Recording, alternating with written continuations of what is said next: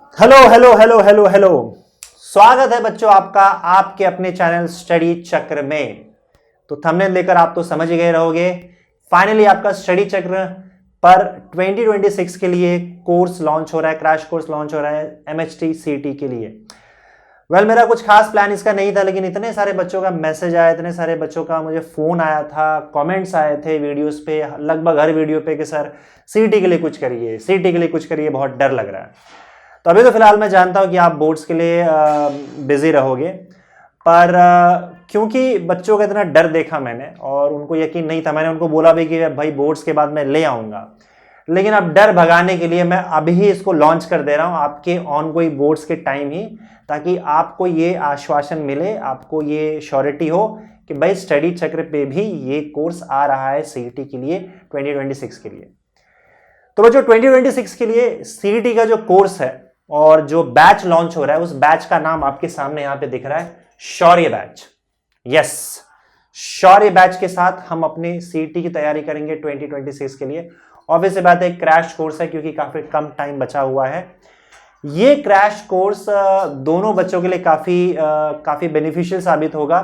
जो बच्चे ऑलरेडी अभी फिलहाल 12th स्टैंडर्ड का बोर्ड्स दे रहे हैं और अब सीईटी देने वाले हैं, अपियर करने वाले हैं, और वो बच्चे भी जो ड्रॉप ईयर में है, क्योंकि ड्रॉप ईयर में अगर आपने क्वेश्चन सॉल्व किए हो या ना किए हो, क्योंकि अब ये बैच जो है मैं थोड़ा सा बेसिक लेवल से ही लेकर जाऊंगा, जो कि मैं जनरली हमेशा करता हूं, लेकिन ये फाइनल टच, आपके प्रिपरेशन को फाइनल टच देने के लिए काफी अच्छा साबित होगा, राइट। तो मैं डायरेक्टली ज्यादा टाइम बर्बाद ना करते हुए डायरेक्टली इस कोर्स पे जाऊंगा, कोर्स की डिटेल्स पे जाऊंगा। तो लेट्स गेट स्टार्टेड। इस कोर्स में आपको क्या क्या चीजें मिलेंगी, कब से आपका वीडियो स्टार्ट होगा। वैसे मैं फर्स्ट मार्च को इसको लॉन्च करने वाला था, जस्ट बोर्ड्स के बाद, लेकिन शायद बच्चों को थोड़ा डर लग रहा था और उन्हें श्योर नहीं था कि बैच आएगा कि नहीं आएगा, इसलिए मैं अभी जस्ट आपके बोर्ड के दौरान ही इसको लॉन्च कर दे रहा हूं। तो शुरू करते हैं बच्चों। ये जो बैच है आपका शौर्य बैच 2026 के लिए एमएचटी सीटी के लिए, इसके क्या फीचर्स होंगे, क्या क्या होंगे, लेट्स गेट स्टार्टेड।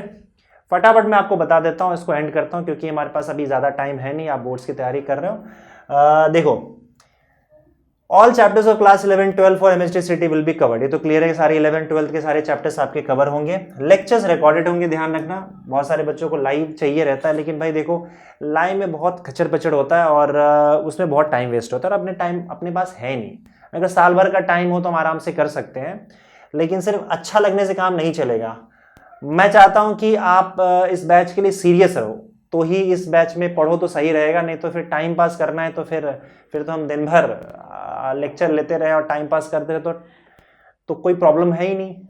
लेकिन यहाँ पे मैं ये चाहूंगा कि आप एकदम सीरियस अगर मन के साथ आ रहे हो, तो यहाँ पे टाइम बहुत इंपॉर्टेंट फैक्टर है। रिकॉर्डेड लेक्चर्स में आपका कैसा ना कि टाइम काफी बच जाता है, अगर आप फोकस्ड हो तो टाइम बचेगा और आपको ज्यादा टाइम मिलेगा प्रैक्टिस करने का। हमारे पास टाइम अभी बहुत कम है, समझो, ठीक है।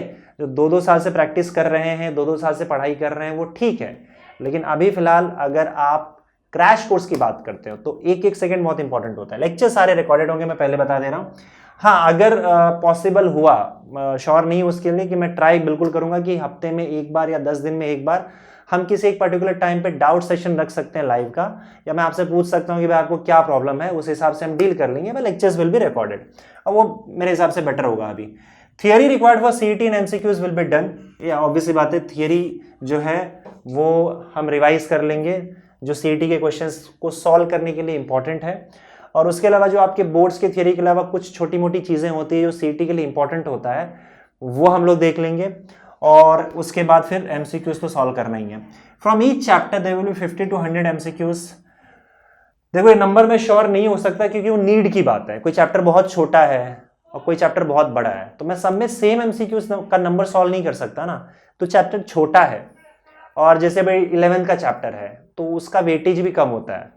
20% क्वेश्चन ही सिर्फ 11th से आते हैं और 80% क्वेश्चन आपके 12th से आते हैं। तो ऑब्वियस सी बात है कि जो 11th के चैप्टर्स है उसमें ज्यादा एमसीक्यूज सॉल्व करके हमें उस पर ज्यादा टाइम नहीं देना है, क्योंकि उसका वेटेज कम है, उससे क्वेश्चन ज्यादा आएगा नहीं। लगभग अगर आप 11th के कोई भी चैप्टर को उठा लोगे तो उसमें हार्डली या तो एक क्वेश्चन आता है और मैक्सिमम 2 क्वेश्चन आते हैं। लेकिन जो चैप्टर्स आपके 12th स्टैंडर्ड में है उससे 80% क्वेश्चन आपके एग्जाम में आता है। तो चैप्टर के हिसाब से नंबर ऑफ क्वेश्चन जो है वो हम सॉल्व करेंगे, और ऐसा करेंगे कि भाई अपना कॉन्सेप्ट उतने क्वेश्चन से क्लियर हो जाए। तो वो अपने हिसाब से मैं बनाऊंगा। मैं एक रफ आइडिया दे रहा हूं कि 50 to 100 क्वेश्चन हम सॉल्व करेंगे। उसके अलावा चैप्टर वाइज आपको प्रैक्टिस क्वेश्चन का शीट मिल जाएगा, वो आपको सॉल्व करना है, एंड ऑब्वियसली बात है कि उसमें आपको solution will be provided. Questions कहां से मैं लूंगा, एमसीक्यूज कहां से सॉल्व करवाऊंगा, तो उसका जो सोर्स होगा पीवाईक्यूज होगा एमएचटी सीटी का, नीट का और जेई मेंस का। ये मैं इसलिए कर रहा हूं क्योंकि आप देखोगे पिछले 4-5 साल का ट्रेंड है कि वो जेई के कुछ क्वेश्चंस उठा के डायरेक्टली पूछ लेते हैं। जेई के जो पीवाईक्यूज है उसको सीधा उठा के आपके बोर्ड्स में पूछ लिया, सीईटी में पूछ लिया जाता है डायरेक्टली वैसे ही। तो जरूरी है कि आप इन क्वेश्चंस के थ्रू भी जाओ। बहुत ज्यादा डिफिकल्ट क्वेश्चन जेई का नहीं करना है, उतना डिफिकल्ट नहीं होगा, लेकिन जो रेलेवेंट क्वेश्चन होंगे उसका सोर्स आपका जेई, नीट और सीईटी तीनों हो सकता है। ठीक है। Then full length mock test, आपका मॉक टेस्ट तो आपको देना ही है, फुल लेंथ पेपर देना ही है। अच्छा, इसमें भी कैसा है कि टाइम कम है, तो पॉसिबली आपका जो पर चैप्टर टेस्ट जो है वो मैं यहाँ पे अवॉइड कर रहा हूँ टाइम कम होने की वजह से। उससे बेटर ये है कि आप क्वेश्चन प्रैक्टिस करो पर चैप्टर का, तो बेटर होगा। बहुत सारी चीजें ले लोगे उसके बाद सॉल्व नहीं कर पाओगे तो फिर कोई सेंस नहीं बनता, फिर इरिटेशन आ जाता है और फिर हमारा मोरल डाउन हो जाता है। तो आप स्पेसिफिक रहो कि यही काम करना है, इतना करना है, ताकि आपका टारगेट भी पूरा हो और आप कॉन्फिडेंटली जब आप एग्जाम देने जाओगे ना, तो याद रखना जब आप कॉन्फिडेंटली एग्जाम के हॉल में घुसते हो, खासकर एंट्रेंस एग्जाम में, तो दिमाग अपने आप चलने लग जाता है, और नर्वसनेस के साथ जाओगे तो शायद आते हुए क्वेश्चंस भी आप नहीं कर पाओ। तो यहाँ पे मैं बता रहा हूँ कि आप क्या करो, जो चैप्टर खत्म करो पहले वीडियो देखकर, उसके बाद फिर प्रैक्टिस क्वेश्चन सॉल्व कर लो। इतना कर ले रहे हो तो ठीक है। टेस्ट का हम मॉक टेस्ट में सारा एनर्जी लगा देंगे। 5 मॉक टेस्ट यहाँ पे होगा, मेरे हिसाब से काफी है। इनकेस काफी नहीं होगा तो मुझसे बात कर लेना, अगर किसी को लग रहा है कि समय और देना है, पर फिलहाल के लिए मैं यहाँ पे आपको 5 मॉक टेस्ट का वादा कर रहा हूँ। ओके, तो ये पूरा आपका जैसे सीईटी का एग्जाम होता है उसी तरीके से पेपर आपका डिजाइन हो जाएगा फिजिक्स का। देन स्पेशल फीचर क्या है इसमें 2 स्पेशल फीचर्स मैं आपको बता रहा हूँ। एक तो यही है कि आपके जितने भी पीडीएफ फाइल्स हैं वो आप अपने मोबाइल में, लैपटॉप में डाउनलोड कर सकते हो। डाउनलोड करके आराम से देखो, आपको शेयर करना है शेयर करो, जो करना है। आपने एक बार इसको कोर्स खरीद लिया उनके साथ, बस आप वीडियो लेक्चर्स डाउनलोड नहीं कर पाओगे, नहीं तो कोई सेंस ही नहीं बनेगा। फिर तो एक बंदा उसको ले लेगा, उसके बाद सबको बांट देगा, तो उस कोर्स का जो वैल्यू है ना, वो वैल्यू खत्म हो जाएगा। तो वीडियो लेक्चर्स जो है, वो वीडियो लेक्चर्स तो वैसे डाउनलोडेबल नहीं होगा, लेकिन हाँ पीडीएफ फाइल सारे के सारे डाउनलोड हो जाएंगे। ऑर्डर ऑफ चैप्टर्स बहुत इंपॉर्टेंट है। फिजिक्स का बैंड इसीलिए बच जाता है क्योंकि चैप्टर्स ऑर्डर में नहीं किए जाते हैं। और सबसे बड़ी प्रॉब्लम क्या है, 11th और 12th स्टैंडर्ड जो महाराष्ट्र बोर्ड का है, उसमें इतने बेकार तरीके से सारे चैप्टर्स को का ऑर्डर लगाया है कि सारा कंफ्यूजन क्रिएट कर देता है। मतलब आप देखो एनसीईआरटी के जो चैप्टर्स ऑर्डर में है, तो जैसे जेडब्ल्यू का कोई प्रिपरेशन करता है बच्चे, तो बड़े ऑर्डर के साथ बड़े आराम से वो चैप्टर्स को लेके जाते हैं। यहाँ पे सारा ऑर्डर यहाँ वहाँ बिगाड़ दिया है। कुछ चैप्टर्स का आधा हिस्सा 11th में डाल दिया, आधा हिस्सा 12th में डाल दिया है। जो 12th में होना पहले पढ़ना चाहिए उसको बाद में डाला है, जो बाद में पढ़ना चाहिए उसको पहले डाल दिया। इस चक्कर में ना हम कभी फिजिक्स को कनेक्ट ही नहीं कर पाते हैं, और कनेक्ट नहीं कर पाते तो हमारा मूड खराब हो जाता है। हमें समझ नहीं आता है कि यार कि कैसे कनेक्शन बिठा रहा है। पूरी फिजिक्स जब कनेक्टेड होगी ना, और एक के बाद एक सही प्रॉपर ऑर्डर में अगर आप चैप्टर्स पढ़ोगे, तब आपको मजा आएगा। ठीक है, मैं एक एग्जांपल दे रहा हूं। जैसे यहाँ पे मैंने कुछ चैप्टर्स लिख रखे हैं, उसका एग्जांपल दे रहा हूं कि ऑर्डर ना फॉलो होने की वजह से क्या गड़बड़ हो जाता है। देखो, अब यहाँ पे जैसे मान लो आपका स्टार्ट यूनिट्स एंड मेजरमेंट्स आप करते हो, फिर यूनिट्स एंड मेजरमेंट, उसके बाद मैथ्स पढ़ोगे, जो भी चीजें चाहिए रहेंगी। मैं यूनिट्स एंड मेजरमेंट आपके सीईटी में नहीं है, पर यूनिट्स यूज तो होता ही है ना। और यूनिट्स में वो यूनिट्स एंड मेजरमेंट के चैप्टर में जो भी यूनिट्स से रिलेटेड चीजें होंगी, हाँ इसमें एक चीज जरूर है कि जो एरर वाला पार्ट है ना, वो अब इंट्रोड्यूस किया है, तो हम वो कर लेंगे। और यूनिट्स में भी कहीं जो कन्वर्जन का प्रॉब्लम होता है, वो मैं उसमें भी एक थियरी वाला पार्ट बना दूंगा। तो पहले तो यूनिट्स एंड मेजरमेंट आप करो, फिर उसके बाद वेक्टर्स, डेरिवेटिव, इंटीग्रेशन, ये सब करने के बाद फिर आप मोशन प्लेन करोगे। और लॉज ऑफ मोशन मैंने इसको 3 पार्ट में डिवाइड किया है। इसी तरीके से एनसीईआरटी में होता है, ताकि आपको क्लैरिटी मिले कि मैं पढ़ क्या रहा हूं। यहां पे क्या किया ना, एक चैप्टर लॉज ऑफ मोशन में दुनिया भर की सारी चीजें उसी में ठूस दिया उस चैप्टर में। अब बच्चा देख के ही पगला जाता है क्या क्या है इसके अंदर, जबकि उसको सेग्रीगेट कर सकते थे हम 3 चैप्टर में। उसके सारे कॉन्सेप्ट थोड़ा बहुत उठा के आप देखोगे लॉज ऑफ मोशन वाले चैप्टर में सब में ठूस दिया है, और बहुत ही कंफ्यूजिंग कर दिया है। इवन टॉर्क वगैरह भी वहां पढ़ा दिया है। टॉर्क वहां नहीं पढ़ाया जाता, टॉर्क रोटेशन में पढ़ाया जाता है। तो थियरी इस तरीके से डाल के रख दिया ना आपके टेक्स्ट बुक में कि आप फिजिक्स से परेशान हो जाते हो, तो हम उसको थोड़ा सा सेग्रीगेट करेंगे। मैं उस हिसाब से पढ़ाऊंगा जिस हिसाब से आपका कनेक्शन सही बैठे। ये बहुत जरूरी है, नहीं तो फिजिक्स समझ ही नहीं पाओगे आप। तो इसको 3 पार्ट में डिवाइड करके हम इस तरीके से पढ़ेंगे।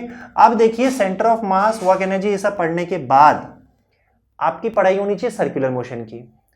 और ये सर्कुलर मोशन, रोटेशन मोशन आपका सीधा 12th में डाल दिया है, जाओ वहां पढ़ो। तो प्रॉब्लम यहां पे क्या है कि जब आप सर्कुलर मोशन, यहां रोटेशन मोशन पढ़ लेते हो और यहां पे आप टॉर्क का कॉन्सेप्ट सीख जाते हो, तब आप बाकी चैप्टर्स में अप्लाई कर पाते हो। तो मैंने जस्ट एक यहां पे एग्जांपल दिया कि ये चैप्टर आपका 11th स्टैंडर्ड में होना चाहिए। पूरे इंडिया में हर स्टेट एनसीईआरटी, सीबीएसई जो है वो इसको 11th में पढ़ा रही है, लेकिन हमारा महाराष्ट्र बोर्ड, हमारा दिमाग थोड़ा ज्यादा लगता है, हमने इसको 12th में डाल दिया है।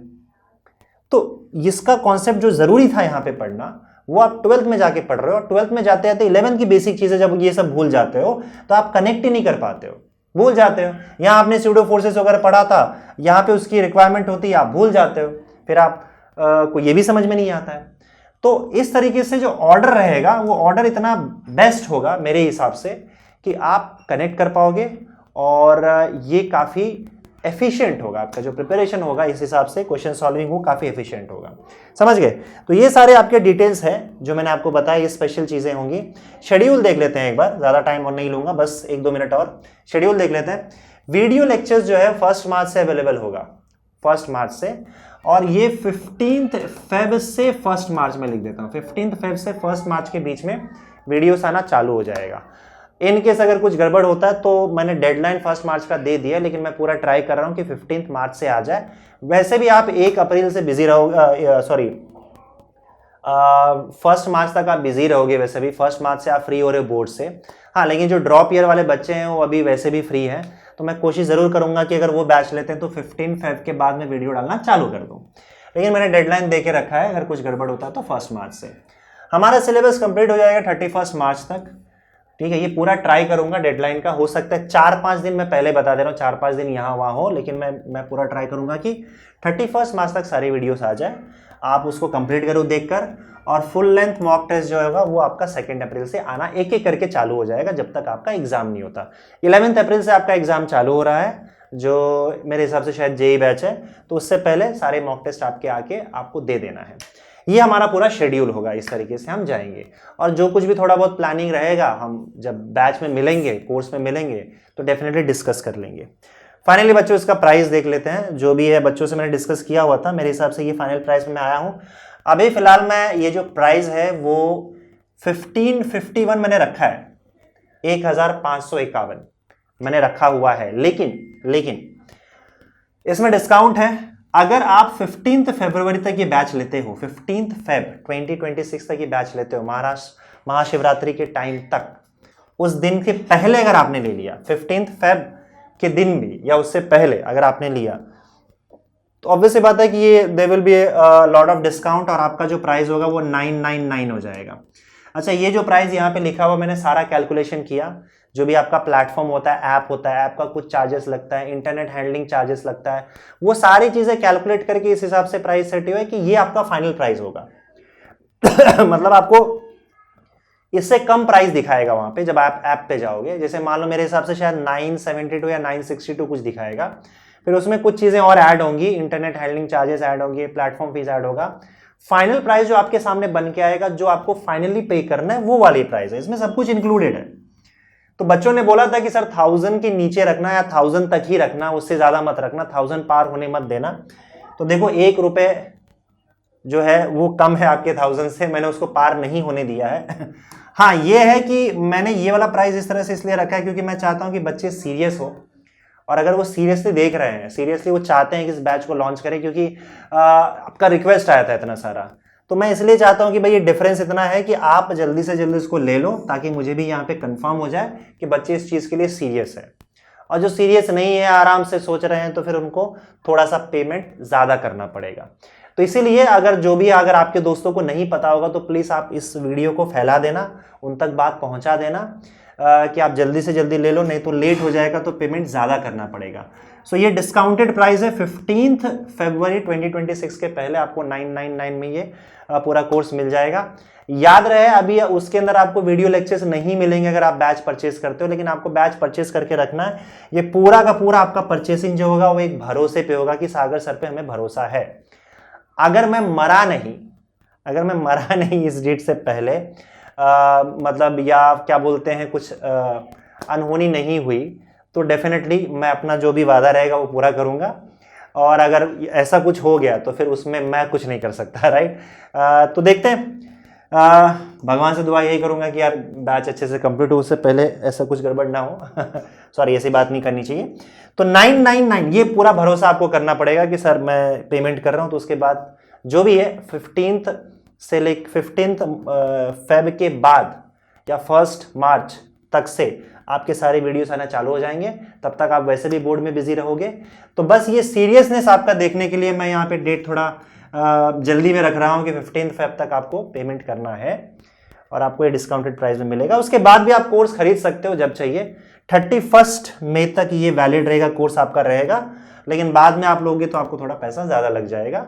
अब मैं चाहता हूँ कि आप सीरियसली इस पर काम करें और एक भरोसे के साथ काम करें, तो फिर देर क्यों करना है, सिंपल सी बात है, ठीक है। तो यही था बच्चों आपका शौर्य बैच से हम शुरू करेंगे MHTCT 2026 की कहानी। तो बच्चों आप ये शौर्य बैच आप स्टडी चक्र के ऐप पे जा सकते हो। स्टडी चक्र के ऐप पे आपको वहां पे दिख जाएगा और आप उसको परचेज कर सकते हो। अगर किसी ने ऐप डाउनलोड नहीं किया है तो मैं ऐप का लिंक इस वीडियो के डिस्क्रिप्शन बॉक्स में डाल दूंगा, वहां से आपको ऐप पे जाना है और उसके बाद इसको परचेज कर लेना है, ठीक है। Thank you.